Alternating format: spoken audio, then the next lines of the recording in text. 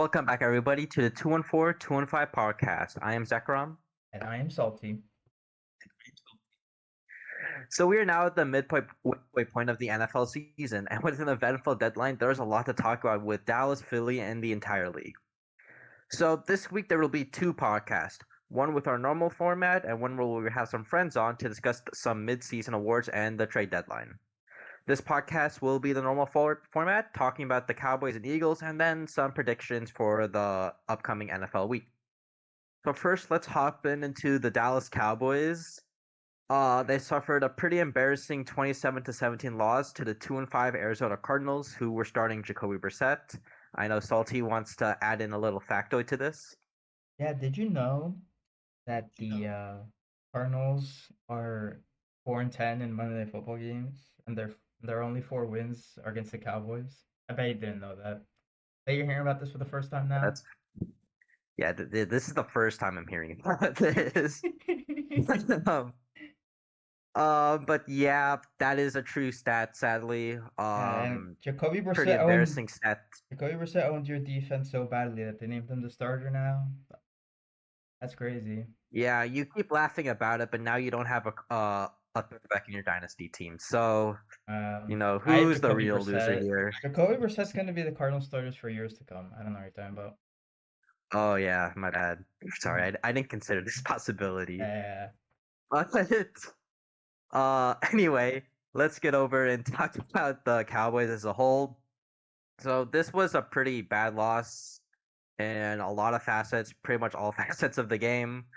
Let's just dive in from the top. So the main guy of the team, that was pretty weird to say it, but our main star, Dak Prescott, as our quarterback, had a pretty mid game.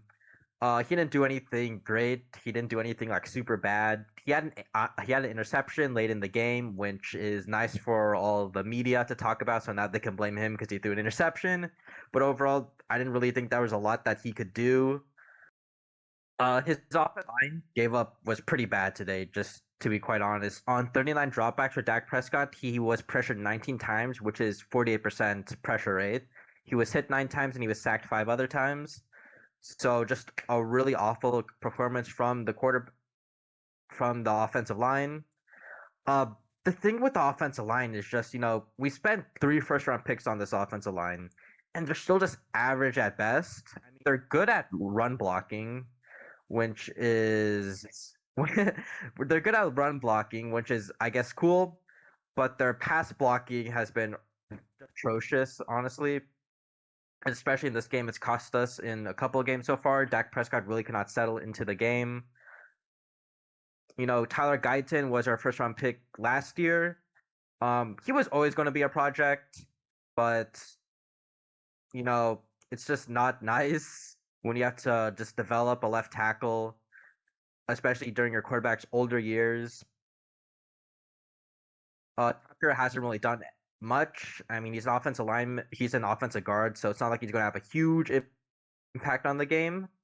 He did have a big holding on an early third down, which kind of set us back.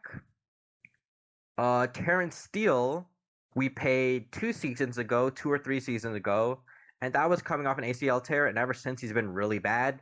So I don't know. Maybe the Cowboys should stop people coming off ACL tears or bad knee injuries because they've done it quite often. They paid Jalen Smith after his surgery, even though it was a couple years removed. They played Michael Gallup after his surgery. They paid Terrence Steele after his surgery. Trayvon Diggs had his contract. Well, to be fair, Trayvon Diggs tore his ACL after his contract, but just more bad luck with contracts and ACLs. And then there's Tyler Smith, which I want to talk about later as a bigger segment. The weapons on the team, Pickens and Devontae Williams, 2 of your offseason picks, get 2 thumbs up from me. One thing I do want to bring up is in the fourth quarter when we were down 10 points, we were in Cardinals territory, and Javonte Williams fumbled on a third down, and the entire Cardinals defense was clowning on him, and it was kind of funny, but at the same time, they're literally saying, I don't know if you've seen the clip, Salty, but they were literally just saying stuff like Javonte sucks after forcing a fumble, Yeah, I and did I see that. feel like, yeah, but I feel like as like a person, you have to like I don't know, like shove him back or do something. Don't just like take that. I get that you're down and like fighting when you're down is not the best look, but if someone's just doing that to your face, like do something against that. But overall, those two guys, Pickens and Javante, just been pretty good all throughout the season. Javante was having a pretty good game. I don't think his stats were too gaudy, but that was mostly because we were down and we had to throw the ball in order to catch up. I want to talk about CeeDee Lamb. CeeDee Lamb's body language, whenever we go down multiple scores, for particularly his entire career, has been really bad. And it was especially apparent today. There were a lot of routes where he just looked like he was half-assing routes. Um, there are times where his body language just wasn't very good. And when you get paid $34 million a year, I'm going to need you to like just be more of a leader on the field. And I'm not gonna. And there are some people who are calling like CeeDee Lamb soft, and I think I don't think he's soft because last year we saw him play on a losing team with a messed up shoulder for over half the season. So I'm not saying that he's soft. I'm saying that we need him. We need our highly paid wide receiver to step up and not act like a teenager on the sideline. Like just have better body language and like just stop pouting. Stop pouting, basically. And then the last weapon that is significant on the team is Jake Ferguson. I also want to talk about him later for a bigger segment. If you're a Cowboys fan, you might know where I'm going with this. Schottenheimer, our head play caller, I thought he had a fine game overall. He did have two scenarios in the game on our first drive of the game and then into the second half, where on the first drive of the game, we were at the Cardinals. We were at the Cardinals 3 or 4 yard line and it was fourth down and goal. And Schottenheimer elected to go for it, and then we ended up not getting it. But I like that decision from Schottenheimer. I criticized him last podcast for not going for it on fourth down, and I can't say that that was a bad decision when he's doing exactly what me and a lot of the other fan base has said. So I thought the decision to go for fourth down was a good decision there, even though we didn't get it. Another situation late in the game, we were down 17. Basically the same thing happened. Schottenheimer went for it on a fourth down deep in Cardinals territory. We didn't get it. I like that decision too. We can't ask for him to go for it a bunch and then get mad at him if the decision doesn't work. But there's just one play call I did want to call out, and that was when it was actually prior to that second fourth down. It was a second down and 10, and Schottenheimer called a run play on second down and 10, which got nothing and really up the drive that was going pretty good. Schottenheimer does this a bunch. He does a lot of like second down and long runs. Sometimes it does work. It does work more than like you would expect it to work. But overall, second down and long runs are always pretty much a bad decision just because it works sometimes. Doesn't mean it's a good process. Overall, the offense just it was mostly self-inflicted wounds that hurt us. We had 3 or 4 fumbles, we had multiple drops and downs. This was our first bad game on offense at home. I don't think that this is an indication that the offense is going to start falling off at home. I just think, we just got to stop beating ourselves on that side of the field. And now we get to talk about the amazing Cowboys defense. They allowed 27 points and got cooked by Jacoby Brissett. But look, that might have been one of their better games of the season. Like, to be honest, if you just look at their other performances, I thought the pass rush had a pretty good game. Clowney, Jadavion Clowney, Donovan Ezaraku both had really good games rushing off the edge. Each of them got a sack. Ezaraku is about to start putting himself into defensive rookie of the year conversations. For the past 5 weeks, he's had above 20% pass rush win rate. He's starting to rack up sacks. He had a sack today. I think he had maybe got a half sack today, and he had a sack versus Washington. Who's really coming on in recent weeks. Clowney has also come on in recent weeks. We also got a sack from Kenny Clark and a sack from Reddy Stewart, nickel cornerback. But sadly, that is the only positives from this game. I actually saw a very interesting stat about the Cowboys. Now, this is before the Cowboys and Cardinals played, so this stat might be a little bit worse or a little bit better. But opponents against the Cowboys defense have scored either a touchdown or a field goal on 49% of drives. And if you take out the Jets and Commanders victories, that goes up to 57%, which is just abysmal. No other way to put it. Another stat that would be really fun to talk about is the third down defense. I don't think I've ever seen a defense this bad at stopping third downs, and the stats back it up.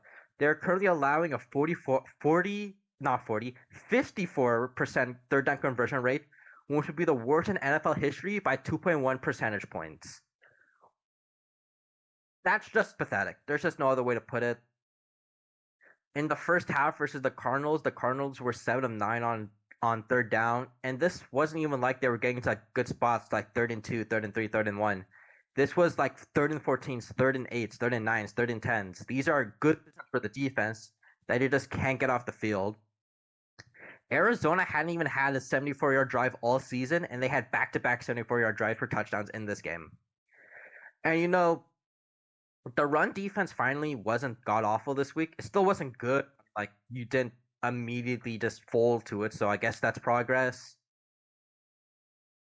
And I am tired of people trying to blame Eberflus for the Cowboys' defensive struggles. This defense just isn't talented. No, I'm not saying that Eberflus was some like defensive genius who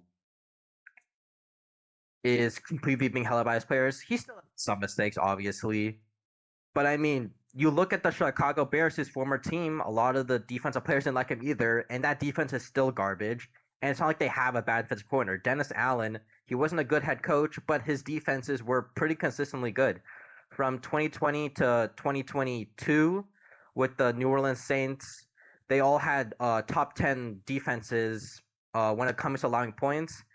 In his years as the Saints head coach, he had led defenses that were also top 10 in points allowed.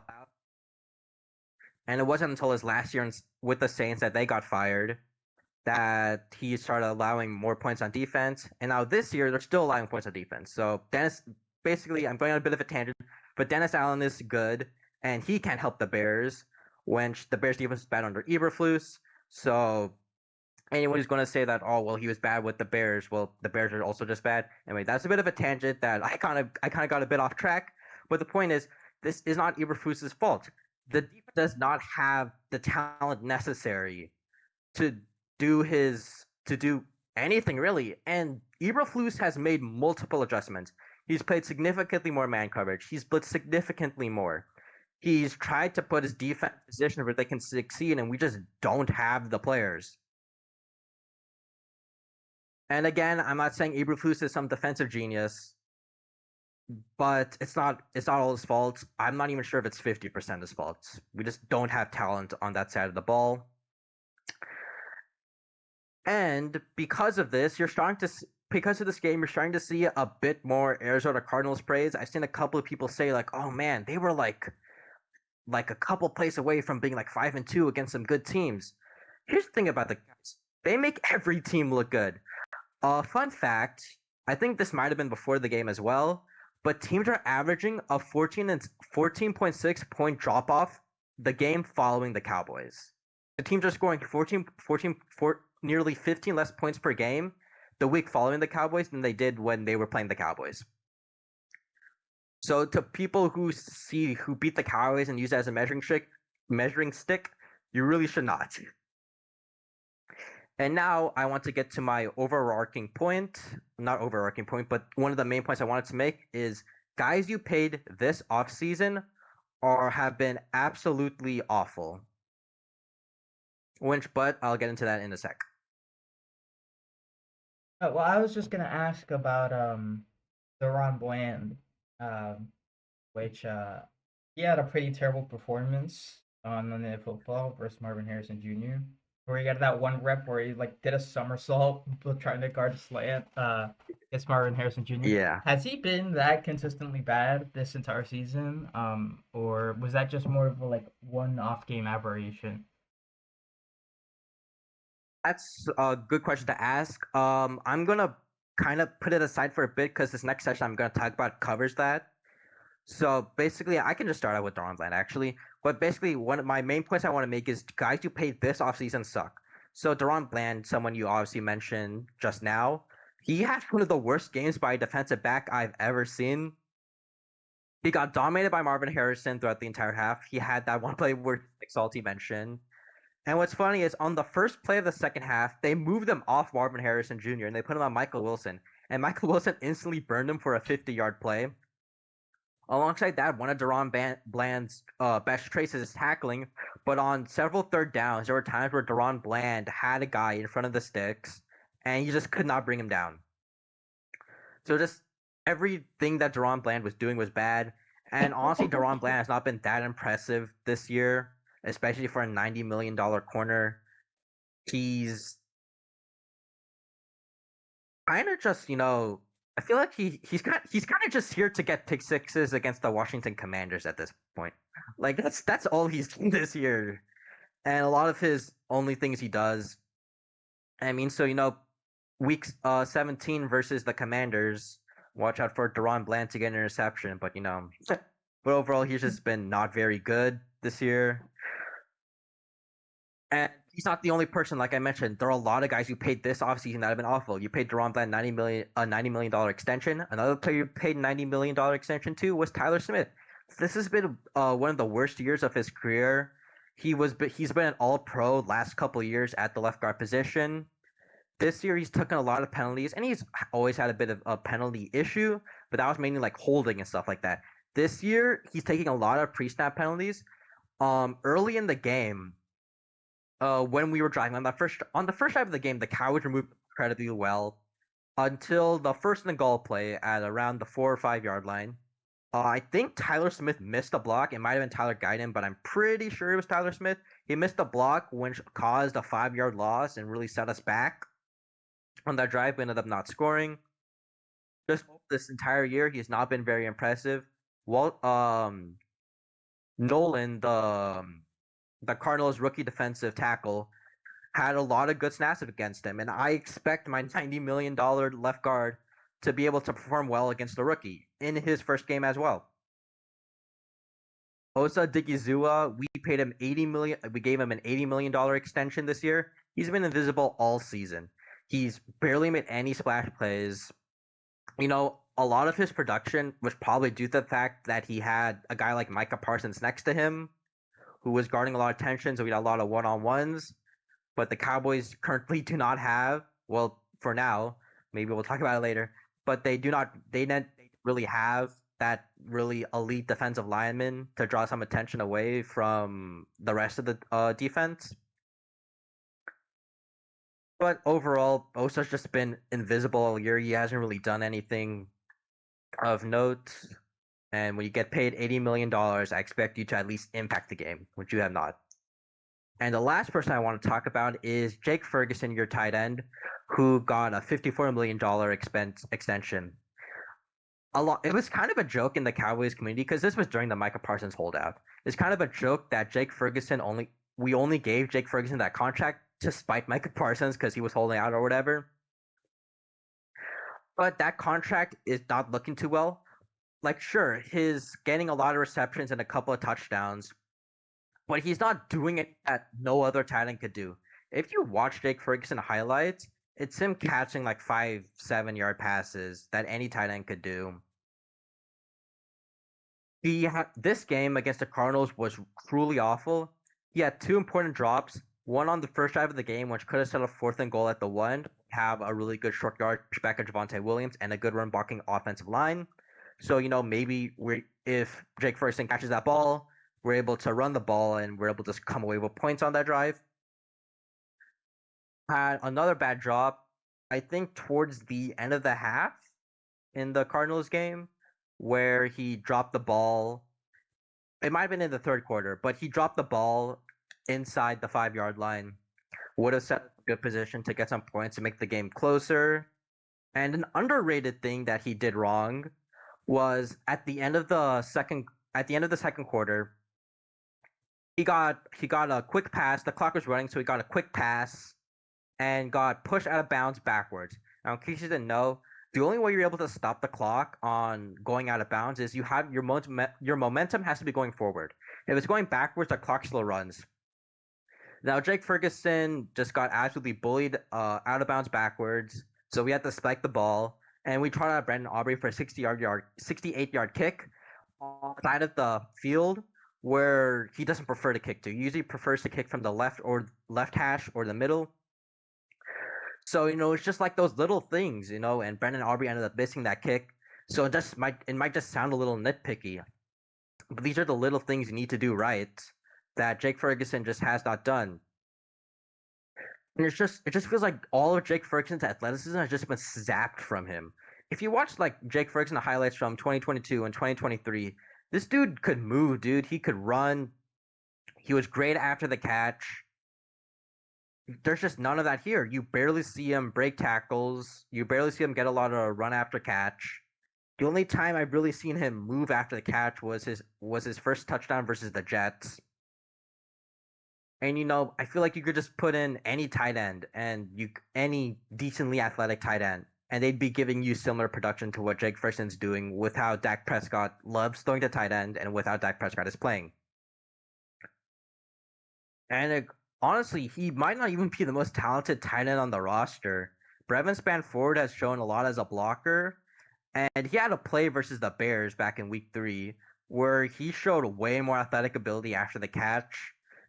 Luke Schoonmaker had a catch today. He had a way more impressive run after catch than Jake Ferguson's had pretty much all season. You know, Jake Ferguson's contract was a bit questionable at the beginning, considering the year he had before, and it's not looking too hot since. But anyway, that's all I have for that Cowboys section regarding the game they just played and all the players. Looking ahead to what happened during the trade deadline and during the bye, I'm not going to go too in depth because we want to talk about these trades more during the trade deadline podcast. But the Cowboys did make some moves that I did like trading for Logan Wilson from the Cincinnati Bengals and Quinnen Williams from the New York Jets. As I said, I'm not going to go too deep into that. Coming out of the bye week, they should get DeMarvion Overshown back, so your linebacker core is going to get completely overhauled, which that has been probably the weakest link of your team. So that replaced should be good. They also might be getting Malik Hooker and Shavon Revel Jr. back, which might help the secondary. Hooker wasn't that good in his appearances, and Shavon Revel is a rookie coming off ACL injury. But the Dallas Cowboys, they are who they are. They're a bad defensive team that has to play perfect on offense, that can't play perfect on offense.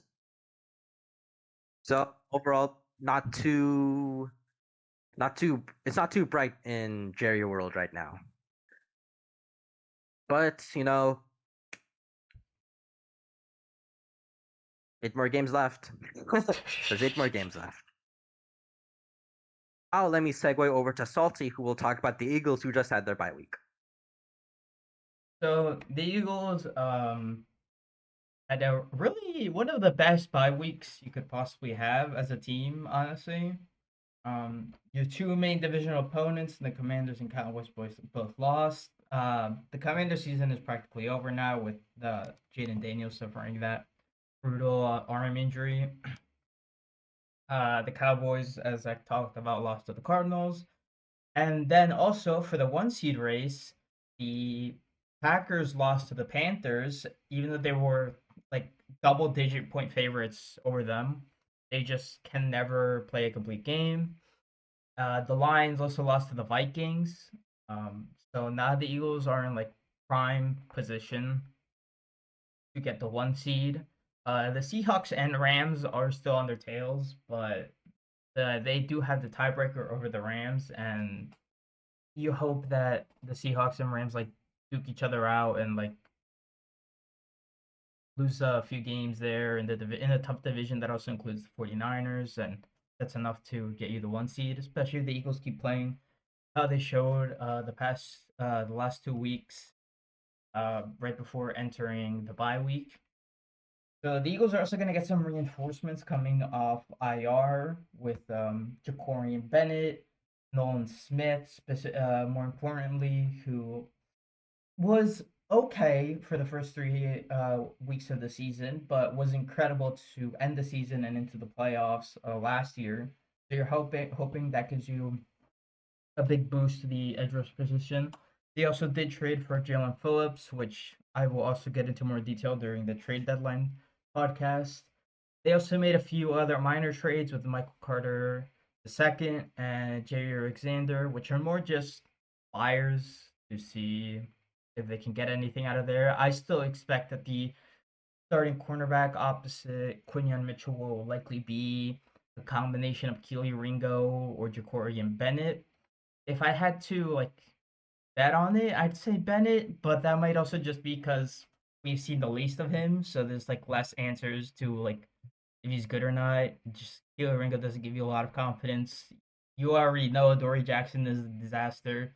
Maybe you get something from those other two, though. Michael Carter Jr. is not Michael Carter Jr. Michael Carter II is primarily a slot cornerback. So unless you're gonna move Cooper DeJean out to the outside, I don't think he's gonna see the field unless Cooper DeJean gets hurt, which hopefully he doesn't. So the Eagles are in a really good driver's seat for the division, which might finally be the end of the parity record in the streak in the NFC East, where there hadn't been a repeat division winner since 2004. Eagles might finally be the repeats there. They have a 3 game lead over everybody in the division. Um, the offense also looks really good for the next upcoming stretch here, where the Eagles have 3 straight primetime games with the Packers on Monday Night Football, and then the Lions, and then Cowboys the 2 weeks after that. So it's going to be a really tough stretch. Ideally, you would obviously hope the Eagles are 3-0 in that stretch. But I think the more realistic thing, or the more optimistic, more hopeful thing, is for them to go 2-1. Likely, I'm gonna say drop one to the Lions. I think they could beat the Cowboys with that horrible defense, and then the Packers just they really do not give confidence with losing to the Panthers and Browns now. And now that they lost Tucker Kraft this season with the torn ACL, which you wonder how they're gonna look. I think they go 2-1 in that stretch, and if they do, they're in a really really good spot to get the 1 seed and win the NFC East. And if the Eagles offense can keep playing like they did in those last 2 weeks for the bye week, that just gives you even more confidence, especially now that hopefully you have a better pass rush. The O line on the Eagles also, which had been really banged up, got a extra week to heal, to rest up and heal. And you're just hoping that can propel you into the second half of the season.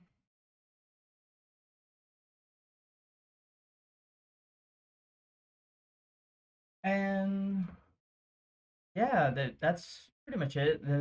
It's been the Eagles bye week. It's not like there's been much new to talk about, especially since the trades are going to be discussed on the other podcast. Just looking ahead to the Packers, they should beat them. The Eagles' offense has looked a lot better the 2 weeks before entering the bye. Eagles' defense, hopefully with a better pass rush, maybe a more settled cornerback too. That gives you a lot more confidence in your defense. So the defense has never really been the problem so far this year. You'd like to see more integration of the under center passing from the Eagles because they only ran it 4 times, I think, versus the Giants. You'd like to see that climb up a little bit more, maybe. And defense, just if you get a settled cornerback too, and the pass rush and the edge rushing group is just 10% better, the defense is perfectly fine. They have no other issues. Especially now that Nakobe Dean is back. He's actually been really good.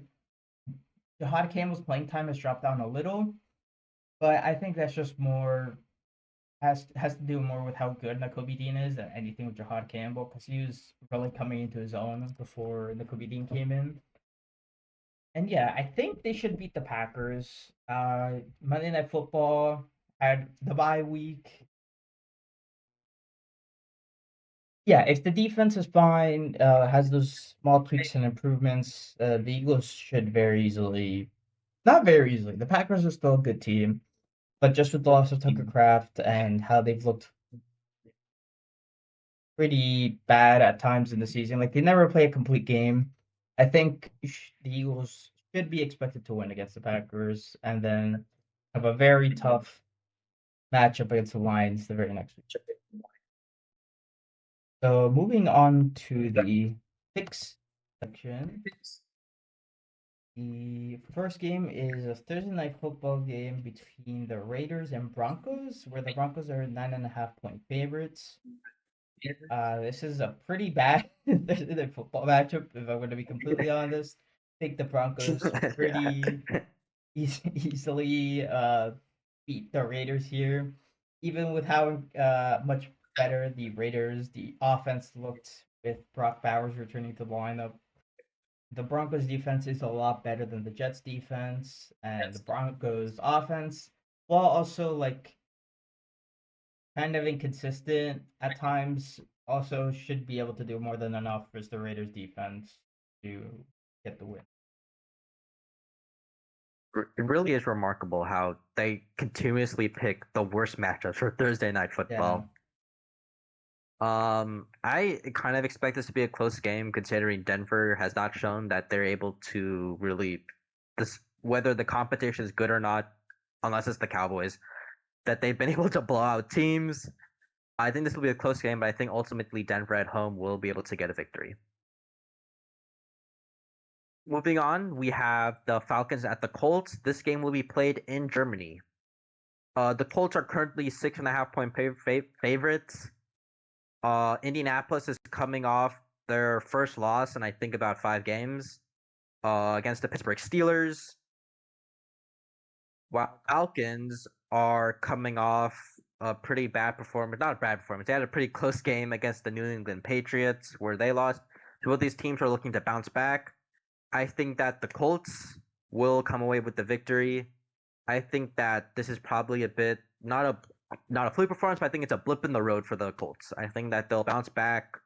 I think Jonathan Taylor, who was pretty much held in check most of the game, will have a great bounce back. The Colts did just get Sauce Gardner, which we'll talk about more later, but I think it'll help against Drake London of the Falcons. So give me the Colts to win. Yeah, I agree. Daniel Jones had looked really, really rough for the Steelers versus Steelers. He had 5 turnovers, but yeah, the Falcons just they still don't really give any confidence, even though they had a very close game with the Patriots. I just don't think they'll be able to repeat that. And the thing is, the Steelers were able to win by having a really incredible pass rushing performance, and I don't know if the Falcons can replicate that. Even though their defense has been one of the bright spots of their season, I don't think they'll be able to replicate that against the Colts. But it is an international game. You never know how those end up going. I wouldn't be in any way or form shocked if the Falcons knock out a win. If Daniel Jones like doesn't rebound from the game and he kind of returns to what we've seen of him in years past, like yeah, I know he's had a very incredible like 8 week stretch, but also like it's not really certain that that's going to continue for the long term. It like the Steelers game might just be a blip, but it could also be like the beginning of like a return to normalcy for Daniel Jones. But I do think you have to keep picking the Colts because of how good they've been to start the season. Even if there's a little bit more questions about them now, I think you still have to pick. It could just be, Mike Tomlin devil magic, That making is sure also he doesn't true. drop below 500. That is also true. The next game is Giants at the Bears, with the Bears being favored by 3.5 points. I think the Bears should win this game. Kyle Monangai looked incredible for them against the Bengals.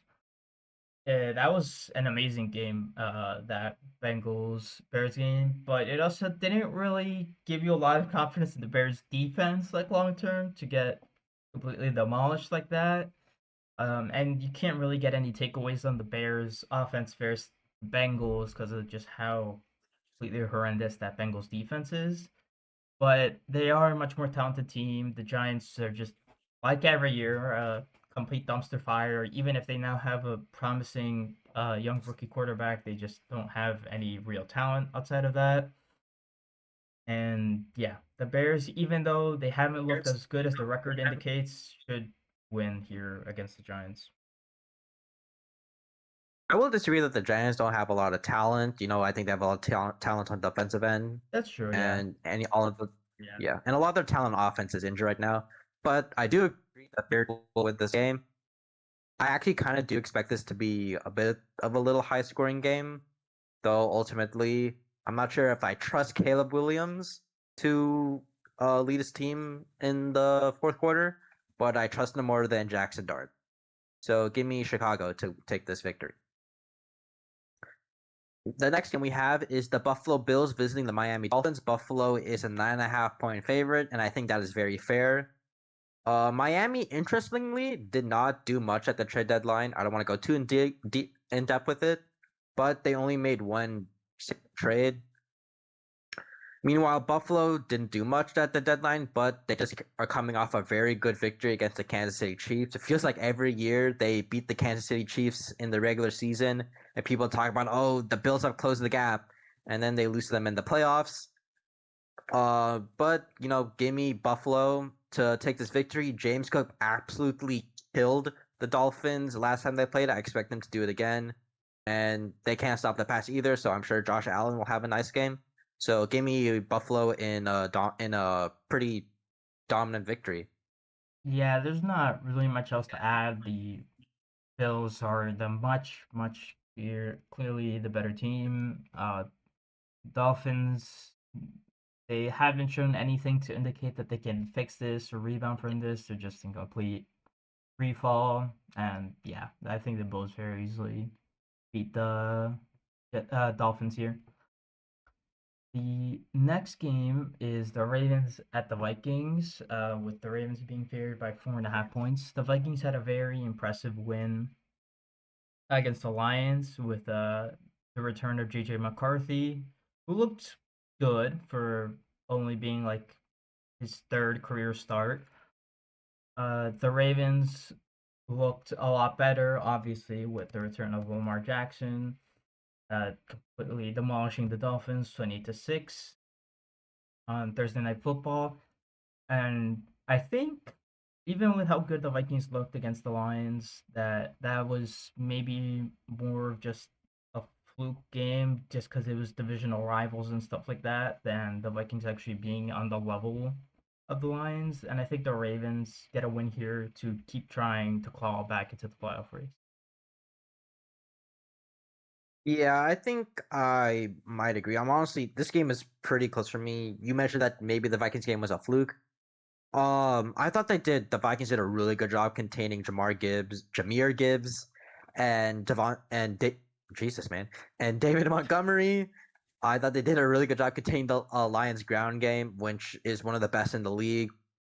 They were able to get a little bit of pressure on Goff too, and the Ravens, they did get Lamar Jackson back. They looked a lot better against the Miami Dolphins, although this is the Dolphins' run defense we're talking about, so take that with a bit of a grain of salt. But I think that this will be a close game. I'm gonna pick. I'm gonna pick Baltimore. I think I trust Lamar Jackson more than Jay. Next, we have the game of the week, in my opinion, the Cleveland Browns at the New York Jets. This is the game of the week. The Cleveland Browns at the New York Jets. Cleveland is a 2.5 point road favorite. The Jets basically just had a fire sale of a lot of their key assets. They didn't even go as far as they could have. The Browns made a trade they traded away Joe Tryon Shorinka. I'm not sure how much of an impact that he's going to have. Considering the assets that the New York Jets just traded away, I don't see any way that the Browns shouldn't win this game. They have a pretty good running back in Quinshon Judkins, and considering that the Jets just traded away Quinnen Williams, I expect Judkins to have a really good game. And even though Dylan Gabriel is still starting for the Browns, I expect the Browns to come away with the victory. Yeah, this is honestly a toss-up, not because the teams are both very good, but because of how terrible they are. Like, just one terrible play from one of them could completely flip the game over. I What think do you mean, man? This is the game of the week. that's so true, honestly, but you're so right. But I think I agree on the Browns. It's such low confidence on like either team here can win. They're just so bad. Kevin Stefanski gave up play calling duties to the offset offensive coordinator, so maybe that helps the Browns in some way. But yeah, there's just this game could go either way. At the end of the day, I really think even though the Jets traded away a bunch of assets, but I think I'll pick the Browns. Um, Well, one thing I do want to mention about the Browns is this is the second year in a row that Kevin Stefanski has given away play calling duties. So I think that we might be looking at him officially on the hot seat, even though the quarterback situation hasn't been good. If you're doing it for the second year in a row, that's pretty concerning. Also, it should be mentioned that the Jets' best players, besides Garrett Wilson, dude clearly do not want to be here. Brees Hall was visibly upset on Twitter that he didn't get traded, and so was Jermaine Johnson. So there's just a lot of bad vibes with the New York Jets. yeah, And that's all I have to say. That's all I have to no, say. I agree. Yeah, the Jets are just a complete dumpster fire, but the Browns aren't much better, so that's why the game might honestly just end up being a coin flip.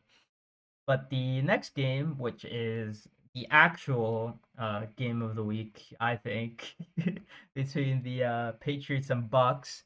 Um, the Patriots continue to look incredible, even though they had a close game there with the Falcons. They did enough to eke out the win. The Buccaneers just had their bye week. They should be getting Bucky Irving back. Uh, Hopefully that gave them a time to like rest up and heal up.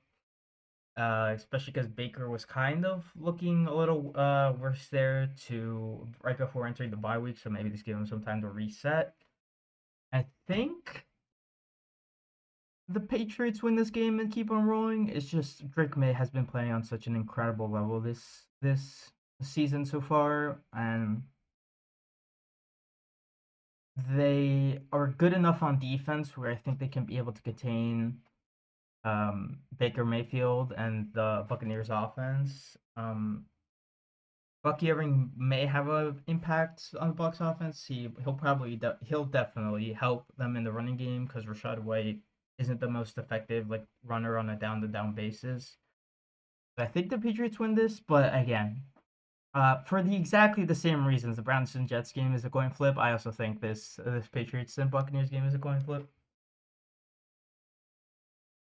Yeah, this is the actual game of the week. um, I think that this is going to be a really good game. One of the major criticisms about the Patriots is that they've struggled. They not struggled, but they pretty much exclusively played poor teams. They haven't exact. I think the Falcons was probably their toughest opponent yet, considering the schedule. And this is the hardest the schedule is going to get. After this, they still have multiple games left against the Jets and the Dolphins. They still have a game against the Bills left, I believe. So I think that this is going to be a pretty close game. The Buccaneers have also had a bit of struggles. They've also had tussles with poor teams. They almost lost to the New York Jets of all teams. I think that with home field and with Bucky Irving back, I'm gonna take the Buccaneers, though I'm not confident in it though. Next, we have the New Orleans Saints at the Carolina Panthers. The Panthers are a 5.5 point favorite at home. The Saints started Tyler Shook. I think that's how you pronounce his name actually, Yeah, with the K at the end. They started Tyler Shook. He wasn't that impressive. The Saints got blown out. It was like 20-10 at one point, but that was pretty much as close as it got. Not much to really speak of. The Panthers are coming off an incredible victory. They took down the Green Bay Packers. Now the Packers did a lot of beating themselves, but can't take away such a great victory. It's just not fair. So just give me just give me the Panthers. I think they're just better. Uh, I think that their run game under Rico Dowdle is really coming together, and I think they'll have a really good game. And I think that the Panthers will win this game. Yeah, Rico Dowdle has been incredible for the Panthers so far this season. He's completely taken over the running back role even after Chuba Hubbard has returned from injury. And though they're definitely not as good as that 5-4 record indicates, they've had some very impressive wins. And honestly, they might fall off as the season gets closer to an end. But for now, they are definitely in the race for a playoff spot. And especially here, I since I think they're gonna get the win, that's gonna increase their chances of getting in the playoffs even more, which is honestly kind of incredible for this Panthers team. The next game is the Jaguars at the Texans, with the Texans being favored by 1.5 points. The Texans lost a very close game with against the Denver Broncos, and the Jaguars eked out a win versus the Raiders. I think the Texans win this game. The Jaguars just don't give a lot of confidence right now. The offense looks very anemic at times. I know you can say that also for the Texans, but I trust the Texans defense a lot more than I trust the Jags defense. And just until the Jags defense offense shows some consistency, I just can't pick them here. I don't think, even though they have a better record, the Texans have played a lot better. Like week to week, they've just been unlucky with some of their losses. And yeah, I think the Texans win this game. Yeah, give me the Texans too. This is the third week in a row that the Texans have been favored against a team with a much better record than them. But this week, I do for the first time in these 3 weeks, I think it's valid. I think that the Jaguars' offense against the Texans' defense is a pretty bad matchup for the Jaguars, and I think that the Texans' offense is also really bad. But I think that they'll make enough plays where I think that the Jaguars' defense will allow more plays than the Texans' defense will. And a little bit of a side note, the total points that they're projecting for this game is 37.5. I don't think I've ever seen a projected points less than 40. So, that Well, just goes to show. they're projected the exact amount of points as the Browns and Jets game. So that really shows you the quality I of didn't even offenses we're dealing with here. yeah, I didn't even realize that, but maybe this is also a game of the week candidate. This is going to be awesome. This is going to be a great week of football. Yeah. Next, we have the Arizona Cardinals visiting the Seattle Seahawks. The Seahawks are 6.5 point home favorite. The Cardinals, obviously, as we talked about, got a win against the Dallas Cowboys. As always, we should be teams that beat the Cowboys should be warned. Just because your offense played good does not mean that they are good. They probably just played the Cowboys. The Seahawks, on the other hand, have looked incredible all year. They just dominated the Washington Commanders on the road. I expect them, even though they've been a little bit not that impressive at home, they're only 2-2 at home this year, the Seahawks. But I do expect that the Seahawks will get the win here. JSN and Sam Darnold look amazing. They just acquired Rashid Shaheed. Obviously, as we've said throughout this podcast, we don't want to go too in depth with it, but that just adds another dynamic to this amazing offense. And the defense is also coming along. So give me the Seahawks to win. Yeah, I agree. I think the Seahawks win here, but I think it is fair to give the Cardinals offense a little bit more credit than just performing good against the Cowboys. They also had also had two good performances against the Packers and the Colts, who I know we talked about the Packers being a little inconsistent from time to time, but the Packers and Colts are two both very good teams where Jacoby Brissett led a very good offensive performance against both of them.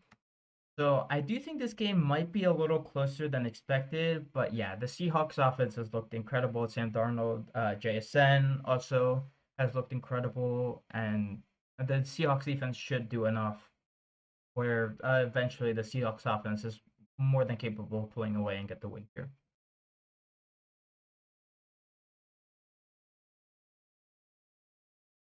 One thing Next, I did oh, forget to mention is, sorry, But I did forget to mention, but Jacoby Brissett was just named the starter for the rest of the season for the Arizona Cardinals. So you mentioned it earlier in the podcast, but Kyler Murray fancy owners are just having a bad year. So true. The next game is Rams at the 49ers, with the Rams being 3.5 point road favorites. I agree with that. I think the Rams win here. Matthew Stafford is just having an insane MVP caliber season. Puka Nakul returned and didn't miss a single beat. And it's just I don't trust Mac Jones. I know they keep chugging along and getting these wins, and Kyle Shanahan is like trying to run Christian McCaffrey, like make sure he's never able to walk again after the season with the amount of touches he's giving him.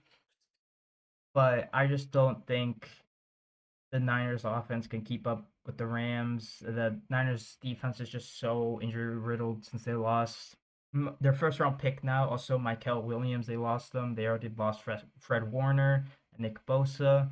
I just don't think they have enough here to keep up with the incredible Rams offense. And Matthew Stafford hasn't shown any signs of slowing down so far.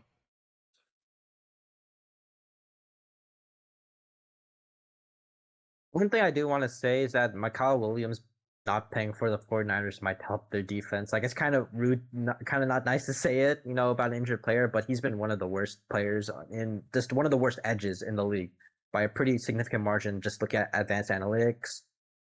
So I don't think that, losing him is going to significantly impact the 49ers. Well, also, if he was Honestly, I'm starting over whoever the backup is, that kind of tells you how bad the backup probably is, though. Also, Oh, yeah, that is a fair point, but to be fair, I'm not sure what the 49ers defensive end rotation was. Maybe he was just getting just death throws.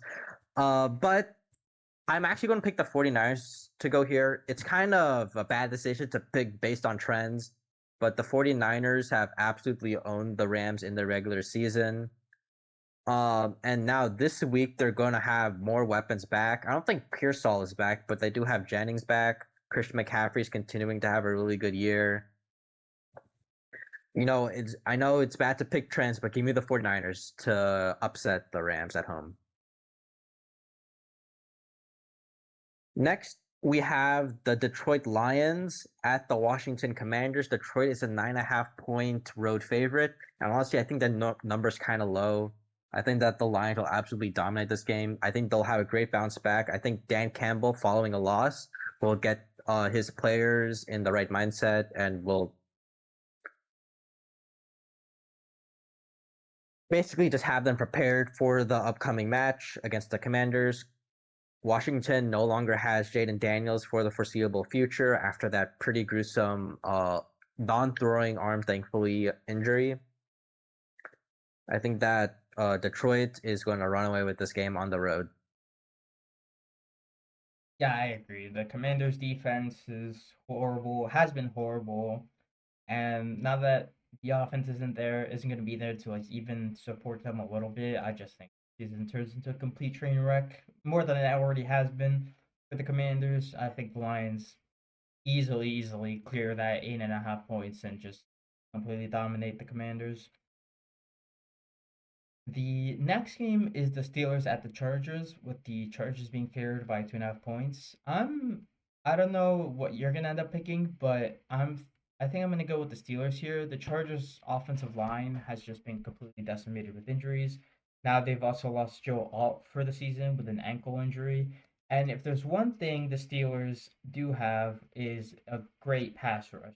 And I think that they might just be able to completely destroy Justin Herbert and just not let him be able to do anything because of the backup tackles they're going to have in playing. Uh, TJ Watt and Alex Highsmith I think, are going to like absolutely eat this Chargers offensive line for dinner. And yeah, I think the Steelers offense does enough where they can get the win here. The Chargers defense isn't like the most incredible unit in the world, so I think with how dominant the Steelers defensive line should perform against the Chargers O line. I think the Steelers. I feel like should maybe pick against that just to have some variety on like just our picks. But I mean, just as I think about it, this isn't even really a home game for the Chargers either, considering Yeah. that their fan base and the Steelers, how well the Steelers fan base travels.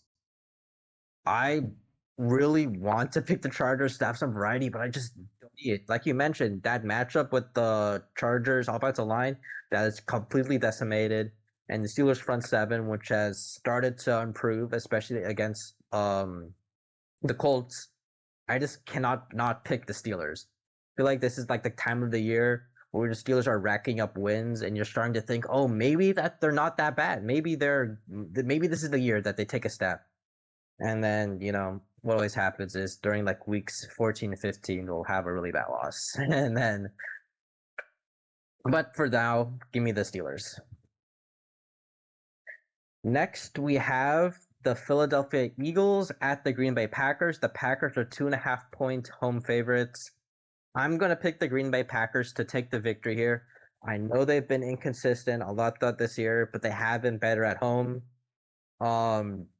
The Eagles still have a bit of a hole in their quarterback two spot, which, and I don't even think that they make Quinion travel that much. If you can correct me on that, but They do. They I do. think that the They've Packers, done it more this season because last season it didn't do it at all. So it's been like a half and half thing.